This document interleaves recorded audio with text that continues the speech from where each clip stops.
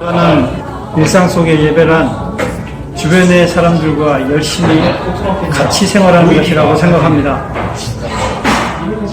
일상에서의 예배란 모든 것을 긍정적으로 생각하는 긍정의 힘, 감사하는 마음이다. 생각하는 일상의 예배는 때로는 우리가 굉장히 열심히 달리고 싶어도 안 될 때가 있다. 그래서 그 일상이 우리의 생각만큼 우리의 목표만큼 대단하지 않을 수도 있다. 그렇지만 그렇지 않은 날도 괜찮다. 그런 마음을 여러분에게 전하고 싶어. 나의 일상의 예배란 가족을 사랑하고 섬겨주는 것입니다. 그리고 또한 나에게 맡겨진 평범한 일상의 사역들을 잘 감당해내는 것입니다. 내 주변에 어려운 이웃을 한 번 더 돌아보고 마음을 흘려보내는 것입니다.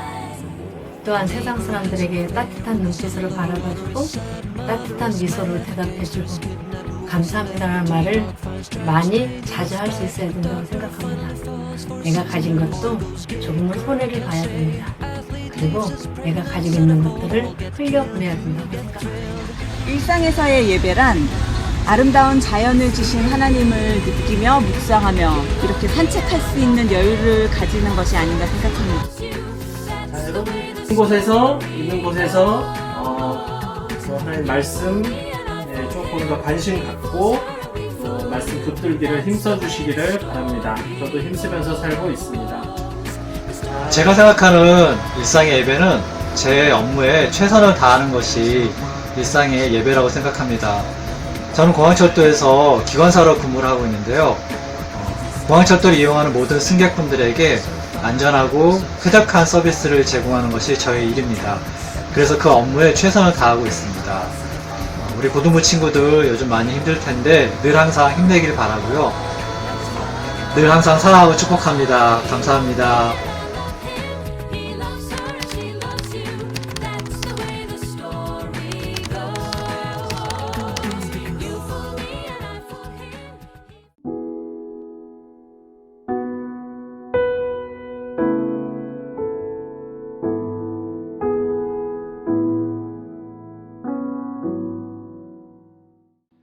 구약성서에서 예배를 뜻하는 단어를 찾아보면 아바드라는 단어와 샤하라는 단어가 있습니다. 이 아바드라는 단어의 뜻은 섬기다인데 이 단어가 하나님과 연관되어서 사용되면 이 예배하는 자의 정신, 하나님을 예배할 때의 우리의 마음과 정신이 어떻게 해야 되는지를 강조할 때 사용됩니다. 반대로 이 샤하라는 단어는 하나님 앞에 예배를 드리는 행위, 몸쪽으로 엎드리거나 그 어떤 앞에 절하는 모습을 강조할 때 사용되는 단어가 바로 샤하입니다. 신약 성경에서는 라트레이아라는 단어하고 프로스쿠네오라는 단어가 있습니다. 구약 성경에서 아바드와 샤와 마찬가지로 이 라트레이아는 예배하는 자의 마음과 정신을 강조할 때 사용되는 단어이고 프로스쿠네오는 예배를 드리는 예배자의 행위, 엎드리고 더욱더 겸손하게 몸을 부풀리는 이런 행위적인 모습을 상징할 때 사용되는 단어들입니다. 이 단어들을 종합적으로 생각해 본다면 예배란 하나님 앞에서 우리의 몸과 마음을 온전히 드리고 또 이 몸과 마음뿐만 아니라 우리의 행위, 우리의 이 온전한 예배적인 행위가 드려질 때 그것이 예배이다 라고 설명됩니다. 최근에 이제 자주 쓰는 워십이라는 단어는 원래는 결혼해서 상대방에게 서약할 때 사용됐던 단어이긴 한데요. 이 뜻은 내 몸으로 당신을 공경하겠습니다 라는 의미가 담겨 있습니다. 그리고 독일어에서는 제가 독일어를 잘 못하지만 이해해주세요. 게트스테닌스라는 단어가 있는데 이 단어는 인간을 향한 하나님의 섬김과 하나님을 향한 인간의 섬김이 만난다 라는 뜻을 가지고 있습니다. 오늘날 기독교 예배가 하나님과의 만남이라고 해석이 됩니다. 그러니까 이 만남을 좀 더 정확히 하자면 그 말씀 안에서 드러내신 예수 그리스도, 그리고 그 예수 그리스도의 삶을 통해서 드러내신 하나님의 그 뜻이 우리 오늘 예배하는 자들에게 경험이 되어지는 것, 그것이 우리가 예배다라고 이야기를 합니다. 그래서 신학자 칼뱅은 예배의 목적에 대해서 그리스도와 연합되는 삶으로 살아가는 것이라고 이야기를 합니다.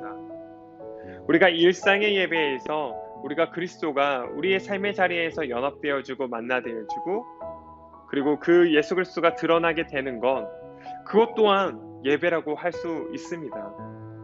우리가 꼭 교회에서 어떤 예배적인 장소에서 그곳에서 하나님 앞에 우리의 마음을 엎드리고 드려지는 것, 그것이 예배일 수도 있지만, 그러나 그러한 마음과 태도를 가지고 우리에게 주어진 일상에서 그렇게 살아갈 때 그것 또한 우리가 예배라고 분명히 말할 수 있다는 겁니다. 왜냐하면 우리가 예배를 통해서 그리스도와 연합되는 삶으로 살아가기 때문이죠. 사실 일상에서 예배의 중요한 것은 우리가 함께 모여드리는 이 예배 공동체, 그러니까 공동체적인 예배가 먼저 중요합니다. 이 예배를 통해서 그 하나님이 우리에게 경험되어야 합니다. 그 경험된 은혜를 가지고 또한 세상을 살아갈 수 있기 때문이죠. 그러나 우리가 이 경험된 예배로서만 끝나는 것이 아니라 경험된 예배를 넘어서서 우리의 일상의 자리에서 그 하나님을 드러내고 또 그 하나님과 연합되는 삶을 살아가는 것, 그것 또한 계속되어지는 우리의 삶의 예배인 것이죠. 창세기에 보니까 요셉의 이야기가 나옵니다. 요셉은 17살에 이집트로 팔려갔습니다. 그리고 거기에서 노예로 살아가다가 더 억울하게 죄인이 되는 상황들이 발생하게 됩니다. 그런데 이 요셉이 가는 곳마다 사람들이 저 아이는 하나님이 함께 계신다라는 것을 알게 된다라는 거죠. 어떻게 알았을까? 요셉이 그곳에서 어떤 자기의 신앙을 드러내거나 막 예배적인 삶을 행위를 해서 그들이 알았을까? 그렇지 않다라는 거죠. 오히려 요셉은 그냥 자기에게 맡겨진 일을 최선을 다하는 그 태도를 보여주었을 때 오히려 사람들이 요셉을 통해서 저 아이는 하나님이 함께 하시는 아이야 라는 것을 알게 되더라는 거죠. 요셉은 그저 맡겨진 일들에 충성을 다했습니다. 그 충성을 통하여서 하나님이 그리고 그의 신앙이 드러나게 된다는 거죠.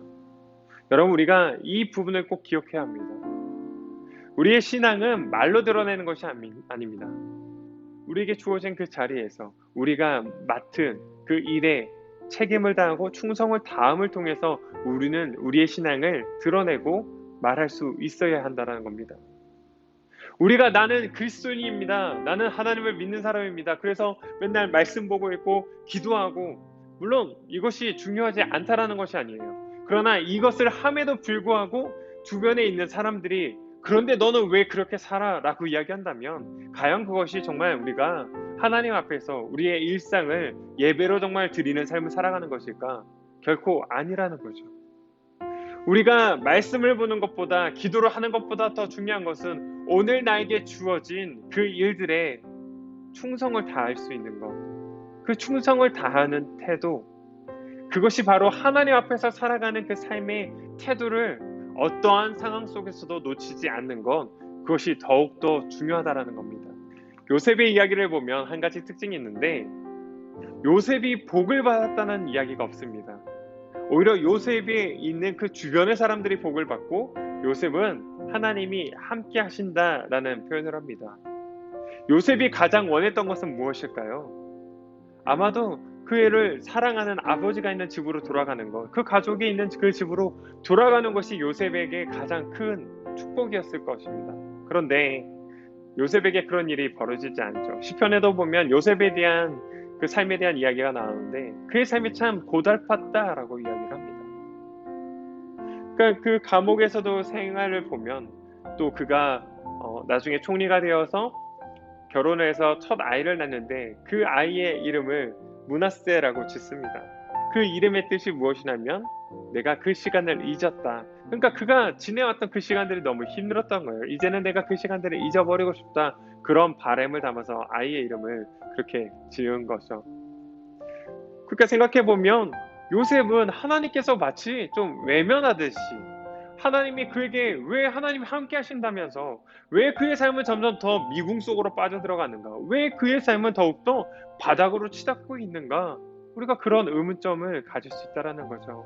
그러나 중요한 것은 이 요셉이 하나님이 마치 계시지 않는 그 순간에도 그는 하나님이 함께 하시는 것처럼 살아가더라는 겁니다.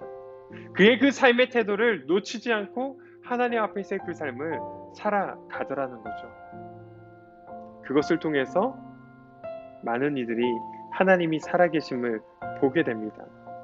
그리고 그 자리 가운데에 하나님이 드러나게 되고 그의 신앙이 드러나게 된다라는 거죠.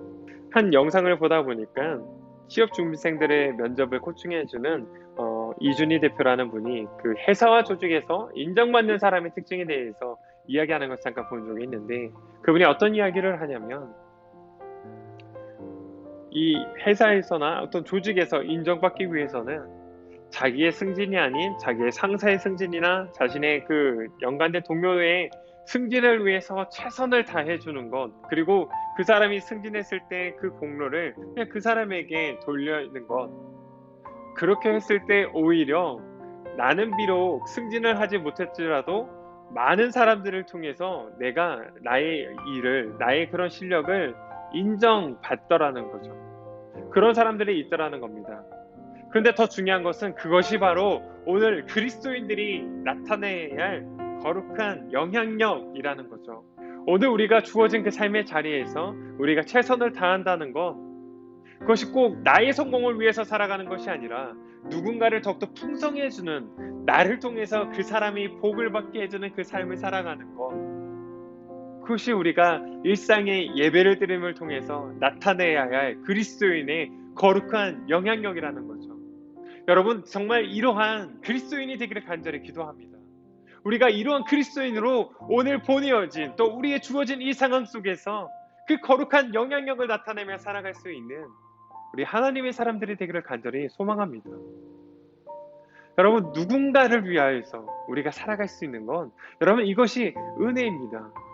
마치 비록 내 삶은 지금 하나님이 계시지 않는 것처럼 바닥인 것 같은데, 그러나 내가 있는 그 자리 가운데에 하나님의 영향력이 나타나고, 그래서 나를 통하여서 내 주변에 있는 사람들이 더욱더 복을 받게 되는 삶을, 그런 통로의 삶을 살아가는 것, 여러분, 우리가 그 삶을 좀 꿈꾸며, 그래서 우리가 일상 가운데에서 내게 주어진 그 일에 최선을 다하고 충성을 다하는 그 일상의 예배를 살아갈 수 있는 자들이 되기를 간절히 기도합니다. 마치 하나님이 계시지 않은 것 같았지만, 그러나 이 요셉은 자신을 향한, 그리고 이 땅을 향한 하나님의 그 뜻을 믿고 신뢰함으로 당당하게 살아갔다라는 거예요. 오늘 우리의 삶 가운데에 지금 어떤 모습들이 있습니까? 오늘 우리가 주어진 일상 가운데에 여러분, 어떤 일들이 지금 펼쳐지고 있습니까? 혹시 여전히 주저앉고 무너지거나 마음이 어려워서 힘들어지고 있습니까? 사실 지금 이런 코로나 상황이 아니라 할지라도 우리의 삶 가운데에는 여전히 어렵고 힘들고 우리를 절망스럽게 하는 일들이 찾아올 거예요. 그러나 그때 우리가 꼭 잊지 말아야 할 건, 그럼에도 불구하고 하나님이 나와 함께 하신다라는 그 믿음 가지고 나를 향한 그 하나님의 계획을 신뢰하며 당당하게 믿음으로 책임을 다하며 살아가는 것, 그런 예배자의 삶의 모습이 필요하다라는 거예요. 그래서 오늘 사도 바울은 이렇게 빌립보 교회에 전하고 있습니다. 끝으로 형제들아, 무엇에든지 참되며 무엇에든지 경건하며 무엇에든지 옳으며 무엇에든지 정결하며 무엇에든지 사랑받을 만하며 무엇에든지 칭찬받을 만하며 무슨 덕이 있든지 무슨 기름이 있든지 이것들을 생각하라. 우리가 이 말씀을 기억하면서 오늘 우리가 어떤 일을 하든 어떤 곳에 있든 어떤 것에든 정말 우리가 경건하고 옳고 또 책임을 다하며 선하며 사랑하며 하나님의 그 성품을 드러내는 삶으로서, 그래서 그 자리가 하나님과의 그 예배의 자리로, 하나님과의 그 예배의 순간으로 바뀌는 삶을 매일매일 살아갈 수 있는 그런 예배자들, 주어진 자리에서 최선을 다함을 통해, 그래서 하나님이 내가 말로 하지 않아도 그 영향력이 나타나는 그런 하나님의 예배를, 그런 하나님과의 함께하는 그 예배의 삶을 살아가는 우리 모두가 되기를 간절히 기도합니다. 여러분 기억하십시오. 영향력을 나타낼 수 있는 자리가 특별히 있는 것이 아닙니다. 그러나 영향력을 나타낼 수 있는 그리스도인은 있습니다. 여러분이 그런 그리스도인이 되어 우리가 있는 그 자리마다 하나님의 거룩한 영향력들을 나타내는, 그래서 그런 영향력을 주는 일상의 예배자로, 일상의 예배의 순간을 살아가는 우리 모두가 되기를 간절히 기도합니다.